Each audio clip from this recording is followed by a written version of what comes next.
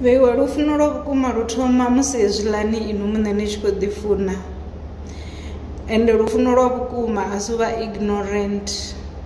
Ni a tenda uri ndi na dzi strength dzanga, nda vha na dzi weaknesses dzanga, fhedzi a si mafhungo uri hai ndo luga ndo rali.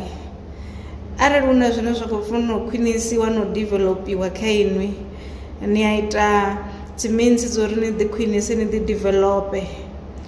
But tsha phanḓa ndi u ḓifuna no rali hune na vha hone, zwine ni nga si kone u zwi shandukisa zwino na zwi pfhesesa uri ni a si kone u zwi shandukisa zwino. Ende muṅwe muthu a nga ḓo pfhesesa uri ni hezwiḽa zwithu a ni khou kona u zwi shandukisa zwino nga luvhilo lwawe, ngauri inwi a ni ngo fhiwa vhuṱali ho no nga hawe kha heḽo sia ḽine a khou ṱoḓa u ḽi shandukisa. Inwi ni na haṋu vhuṱali he na ḓa naho, he na fhiwa hone nga musiki waṋu, vhune na tou vha naho ha mvelo.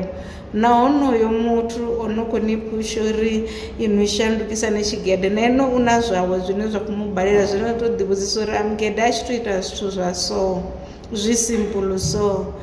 Zwine zwa sumbedza uri muṅwe na muṅwe muthu ha fani na muṅwe. So ndi ngazwo ndi tshi khou ni vhudza uri inwi ndi inwi ene ndi inwi wa khwine khwine. Zwine na nga tou zwi ita fhedzi, zwine na nga tou lusa zwone fhedzi, ndi zwa uri ni ḓo ḓi develop uri hu bvelele version yaṋu ya khwinesa, yo modifayaho lwa maṱhakheni. But muthu wa ndemesa vhutshiloni haṋu ine na tea u mu funesa nga maanḓa ndi inwi, ngauri arali ni tshi khou funesa inwi zwi amba zwori na tshiṅwe na tshiṅwe tshine tsha vha tshaṋu ni ḓo tshi funa khwine na tshi fara khwine.